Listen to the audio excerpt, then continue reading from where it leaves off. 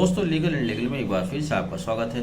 आज हम चर्चा करेंगे इलाहाबाद हाई कोर्ट द्वारा एनडीपीएस एक्ट में दिए गए एक महत्वपूर्ण निर्णय के बारे में, जो कि सेक्शन 58 से संबंधित है।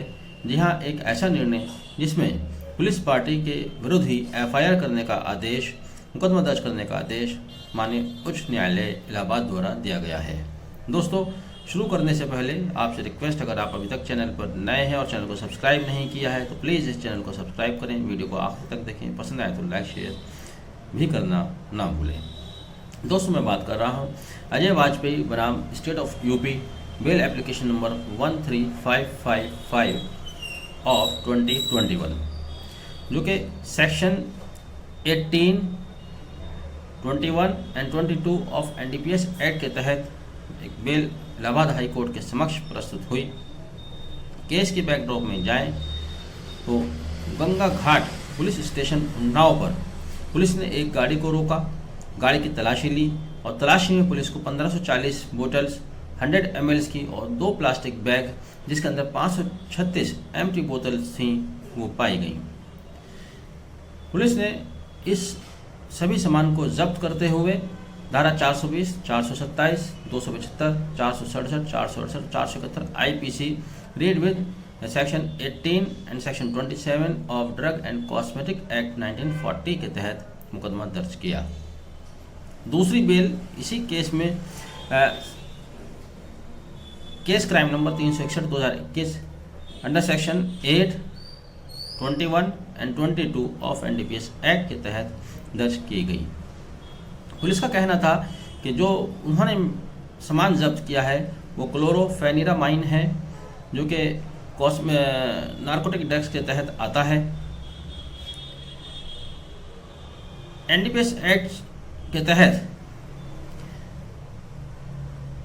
जो भी ऐसी दवाइयां हैं या ड्रग्स है जिनसे नशा होता है या नशे में इस्तेमाल की जाती हैं, वह अपराध है और पुलिस ने उनको अपराध बताते हुए सीजर पार्टी ने उनका सामान जब्त करते हुए उनको जेल भेज दिया। एनडीपीएस कोर्ट द्वारा अभियुक्त अजय वाजपेयी की जमानत रद्द हुई और तब ये बेल एप्लीकेशन हाई कोर्ट के समक्ष आई। हाई कोर्ट में बहस करते हुए एजीए ने कहा कि जो मटेरियल इनसे रिकवर्ड हुआ है वो कमर्शियल क्वांटिटी का है, जबकि सील्ड किए गए मेटल का सैंपल जांच के लिए भेजा गया सरकारी लैब में, जो कि सेक्शन 25 सब section 1 of drug and cosmetic act के तहत भेजा गया था। उसकी रिपोर्ट में ये पाया गया कि सीज किया गया ड्रग्स केवल कोडाइन है, क्लोरोफेनिरामाइन नहीं है, जिस पर हाई कोर्ट के न्यायमूर्ति श्री पंकज भाटिया ने कहा कि इस तरह का सीजर करना ये सीजर पार्टी द्वारा एनडीपीएस एक्ट की सेक्शन 42 में उनको दिए गए अधिकारों का वायलेशन है, अधिकारों का हनन है। कोर्ट ने कहा the present case is a clear case for proceedings against the officers making the seizure in terms of the mandate of section 58 subsection 1 subsection B and C of NDPS Act। साथ ही उन्होंने registrar को direction दिया कि scissor party के विरुद्ध appropriate sections में मुकदमा दर्ज किया जाए और अपीलेंट को बेल मंजूर की।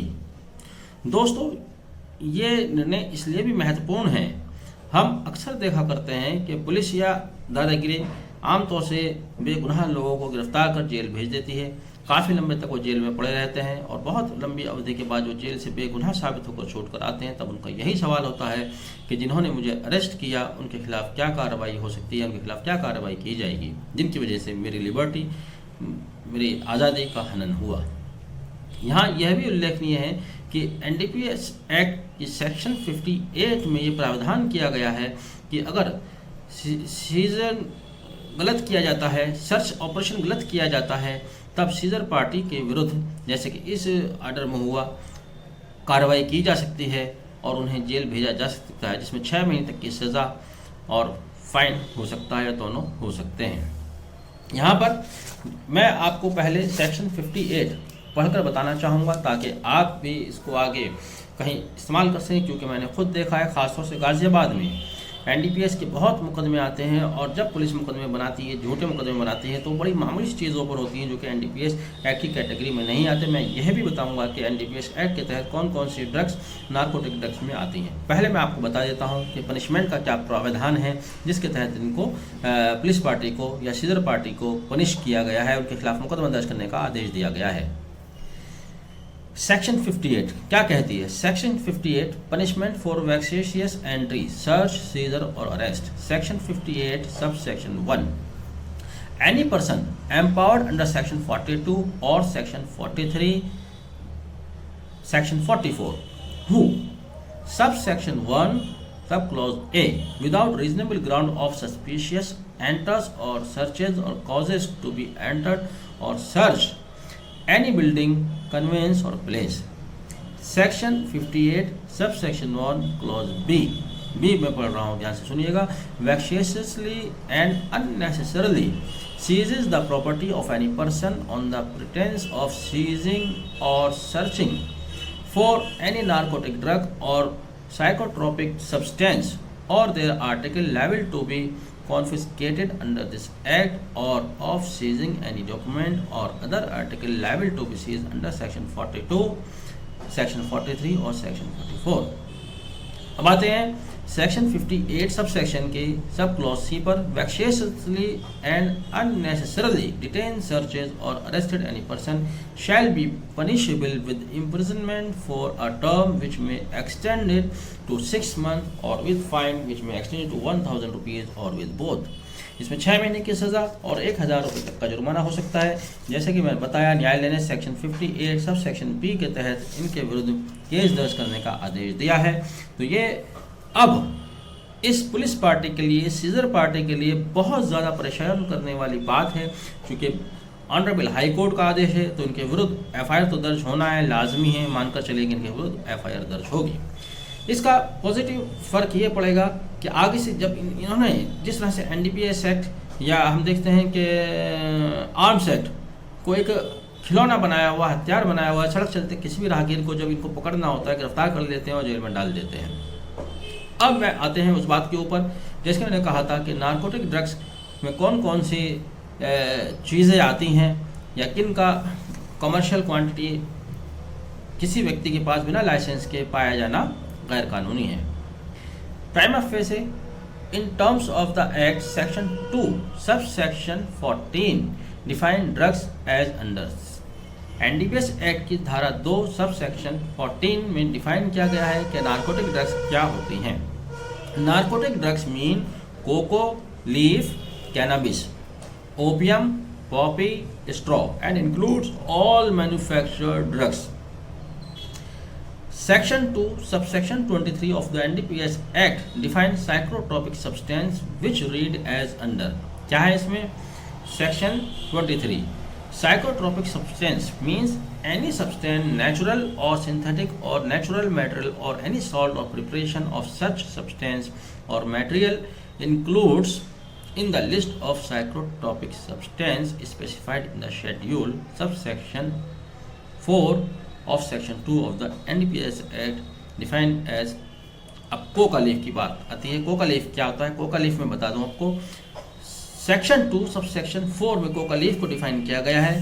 The leaf of the coca plant except a leaf from which all ecgonine, cocaine and any other ecgonine alkaloids have been removed. Any mixture thereof with or without any neutral material, but does not include any preparation containing not more than 0.1% of the cocaine। 0.1% से ज़्यादा इसकी मात्रा नहीं होनी चाहिए। Cannabis is defined as under section 2 subsection 3 of the act which read as under। Cannabis means charas, that is separated resin in whatever form, whatever crude or purified obtained from the cannabis plant, and also include concentrated preparation and resin known as hashish oil or liquid hashish। आती है आपका section 2 sub section 3 के तहत चरस hashish जो cannabis के अंतर्गत इसको डिफाइन किया गया है। बी गांजा दैट इज द फ्लावरिंग और fruit tops of the cannabis plant. Cannabis plant का जो फ्लावर होता है उससे गांजा तैयार होता है, वो भी नार्कोटिक ड्रग्स के अंतर्गत गैर कानूनी है अगर किसी के पास गैर कानूनी तरीके से पाया जाता है। सी मिक्सचर विद और without any neutral material of any of the above forms of cannabis और ड्रिंक प्रिपेयर्ड फॉर्म। इसका मिक्सचर या ऐसे कोई ड्रिंक बनाया गया है तो वह भी नार्कोटिक ड्रग की सेक्शन 2 सब सेक्शन 3 के अंदर आता है। ओपियम ओपियम को सेक्शन 2 सब सेक्शन 15 में डिफाइन किया गया है। Opium means opium the coagulated juice of the opium poppy. A. B. Any mixture with or without any neutral material of the coagulated juice of the opium poppy but does not include any preparation containing not more than 0.2%। अगर 0.2% of मोरफाइन से ज़्यादा नहीं है, यानी कि 0.2% से कम है, पीछे मैंने 0.1% बताया था, तब ये नार्कोटिक ड्रग्स के तहत नहीं आता है। सेक्शन 2 सब सेक्शन 23 डिफाइन करती है poppy straw. Poppy straw defined as poppy straw means all parts except the seed of the opium poppy after harvesting whether in their original form or cut. Harvesting के बाद जब फसल तैयार हो जाती है उसके बाद चाहे वो ओरिजिनल फॉर्म में है या कट की गई है या उसका पाउडर बनाया गया है या उसका जूस बनाया गया है, तो यह भी नार्कोटिक ड्रग के तहत अपराध है। अब जो सीजर मेमो बनाया गया है, हाई कोर्ट ने उसको देखा और देखकर बताया कि मेमो के अनुसार इसमें कहीं भी कोई इस तरह की ड्रग नहीं है, केवल इन्होंने ये बताया है कि जो हमने मेटल सीज किया है वो क्लोरोफेरिनामाइन या और कोडाइन हो सकता है, जिसकी एक्सेस मात्रा से नशा होता है, इंटॉक्सिकेंट होते हैं। केवल इस आधार पर किसी को गिरफ्तार करना या उसके माल को सर्च करना या सीज करना सेक्शन 58 का क्लियर वायलेशन है। क्योंकि जैसे कि बताया section 25(1) of cosmetic drug act के तहत जब रिपोर्ट आई तो रिपोर्ट में स्पष्ट किया गया कि ये क्लोरोफेरिनामाइन नहीं है बल्कि केवल कोडाइन है। और कोडाइन का अभियुक्त के पास लाइसेंस भी था, उन्होंने लाइसेंस भी दिखाया क्योंकि उनकी दवा कंपनी है, वो मेडिसिन बनाते हैं। तो ऐसे में ये चीज़ें शक से परे थीं, लेकिन इसके बावजूद भी सीजर पार्टी ने, पुलिस अधिकारियों ने उनके सामान को सीज किया, उनको अरेस्ट किया, उनको जेल भेजा, जिसका उच्च न्यायालय ने गंभीर संज्ञान लिया और आदेश दिया कि अभियुक्त को जमानत पर रिहा किया जाए और जिस पार्टी ने ये सीजर किया है, जिस पार्टी ने सर्च किया है, जिस पार्टी ने इनको अरेस्ट किया है, उनके विरुद्ध मुकदमा दर्ज किया जाए। निश्चित रूप से ये एक अच्छा जजमेंट है। इसमें कोर्ट ने बीच में कुछ और साइटेशंस का भी जिक्र किया है, जैसे कि एक केस का उन्होंने जिक्र किया, सुप्रीम कोर्ट का केस था ये, Toofan Singh versus state of Tamil Nadu. Toofan Singh versus state of Tamil Nadu में भी सेक्शन 58 का जिक्र आया था। 2021 का ये केस है। अब इलाहाबाद हाई कोर्ट ने उसी को फॉलो करते हुए सीजर पार्टी के विरुद्ध केस दर्ज करने का आदेश दिया है। मैं उम्मीद करता हूं कि आगे आने वाले दिनों में अब जहां इस तरह के झूठे केसेस पाए जाते हैं, जहां पर नार्कोटिक ड्रग्स एक्ट के तहत मामला नहीं बनता, वहां पर और भी लोग इस आर्डर को बेसिस बनाकर, इस साइटेशन को बेसिस बनाकर अपने मुवक्किल को ज़्यादा से ज़्यादा फ़ायदा दिला पाएंगे और उनको इंसाफ दिला पाएंगे। वीडियो को आखिर तक देखने के लिए बहुत बहुत धन्यवाद। Have a nice day.